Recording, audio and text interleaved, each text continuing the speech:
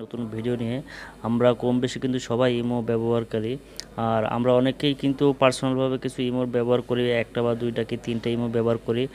অনেকে চায় যে আমাদের একটা ইমো সবাই জানবে, আর কিছু ইমো থাকবে আপনার গোপনীয়।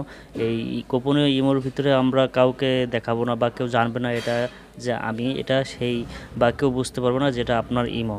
কিন্তু এটা এখানে কিন্তু একটা বিষয় আছে, আপনি যে গোপনীয়ভাবে রাখবেন আপনার ইমোর যে প্রোফাইলটা আছে, প্রোফাইলটা কেউ স্ক্রিনশট দিতে পারবে না। আর আপনার ইমোর যে প্রোফাইল আইডি আছে, আইডি নাম্বারটা কেউ নিতে পারবে না। আপনার কেউ যদি চায় যে আপনার প্রোফাইলে যে আপনার স্ক্রিনশট নেবে, সেই স্ক্রিনশটও নিতে পারবে না। আবার আপনি যদি মনে করেন প্রোফাইলটা লক করে রাখবেন, আপনার ইমোর প্রোফাইলটা লক করে রাখতে পারবেন। আর এই প্রোফাইলগুলো যদি আপনি লক করে রাখেন তাহলে কিন্তু আপনার ইমোটা আপনার সুরক্ষিত থাকবে, আপনার এই ইমো সম্পর্কে বিস্তারিত কেউ জানতে পারবে না। তাহলে সেটা কিভাবে করবেন, বেশি কথা না বলে আমরা মূল কাজে চলে যাই। তাহলে দেখুন স্টেপ বাই স্টেপ, ভিডিওটি স্কিপ করবে না। স্কিপ করলে কিন্তু কিছুই বুঝতে পারবে না, আর স্কিপ করলে কিন্তু কিছু শিখতে পারবে না। শেখার এখন অবশ্যই আপনার কাজে লাগবে।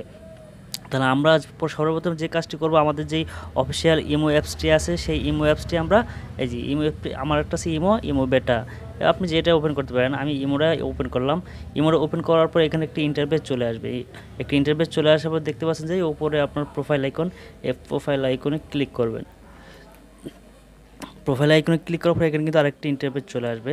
আমরা যেটা প্রথমে করব আপনার, এই যে দেখতে পাচ্ছেন এখানে সিকিউরিটি অ্যান্ড প্রাইভেসিতে আমরা ক্লিক করব। প্রাইভেসি ক্লিক করার পর স্ক্রল করে নিচে চলে আসবেন। নিচে চলে আসার পর এখানে কিন্তু অনেকগুলো সেটিংস দেখবেন। এখানে সেটিংসের ভিতরে আমরা যেটা করবো, দেখতে এখানে লেখা রয়েছে প্রোফাইল প্রাইভেসি। এই প্রোফাইল প্রাইভেসিতে আপনি ক্লিক করবেন। প্রোফাইল প্রাইভেসি ক্লিক করার পর দেখতে পাচ্ছেন আমাদের যে কাজটি এখন করব, দুইটি সেটিং আপনার অন করে দেবো। দুইটি সেটিং অন করার পর আমাদের যে ইমোটা আছে সেটা কিন্তু আজ থেকে কেউ আর স্ক্রিনশট দিতে পারবে না প্রোফাইল। আর হচ্ছে আমার যে এই প্রোফাইলটা আছে, প্রোফাইলটা কিন্তু লক থাকবে। আপনার প্রোফাইল সম্পর্কে কেউ আর জানবে না যে এটা আপনার প্রোফাইল বা এটা কে, সেই তথ্য আর খুঁজে বের করতে পারবে না। আর সে যদি স্ক্রিনশট দিয়েও রাখতে চায় যে আমি স্ক্রিনশট দিয়ে রাখবো জিনিস, মানে আইডিটা কার, সেটাও কিন্তু সে পারবে না। তাহলে আমাদের প্রথমে যে দেখতে পাচ্ছেন স্ক্রিন ব্লক ফর প্রোফাইল, এটা আমরা দেখতে পাচ্ছেন এখানে আমরা কিন্তু এটা অন করে দেবো। সেটিংটা অন করে দেওয়ার পর এখন থেকে আমাদের ইমোর যেই প্রোফাইলটা আছে, প্রোফাইলটা কিন্তু কেউ আর স্ক্রিনশট দিয়ে রাখতে পারবে না, চাইলেও স্ক্রিনশট দিতে পারবে না। তারপরে ব্যাকে চলে আসবেন। ব্যাকে আসার পর দেখতে পাচ্ছেন নিচে লেখা রয়েছে লক প্রোফাইল। আপনি লক যখন প্রোফাইল করবেন, সে কিন্তু যখন লকে প্রোফাইলে ক্লিক করবে তখন কিন্তু সে কিছুই দেখতে পাবে না, শুধু সাদা একটা অংশ দেখা যাবে। প্রোফাইল আইকনে শুধু সাদা দেখা যাবে, আর কিছুই দেখা যাবে না। এই যে প্রোফাইল লকটা করে দিলাম।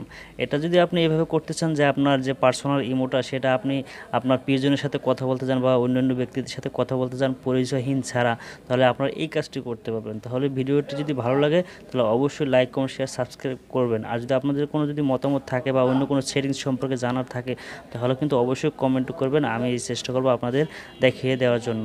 তো ভিডিওটি কেমন লাগলো অবশ্যই বলবেন, আর ভিডিওটি ভালো লাগলে অবশ্যই একটি লাইক করবেন, কমেন্ট করবেন, শেয়ার করবেন, সাবস্ক্রাইব করে বেল আইকনটি অন করে সাথে থাকবেন। আসসালামু আলাইকুম, দেখা হবে আবার নতুন একটি ভিডিওতে।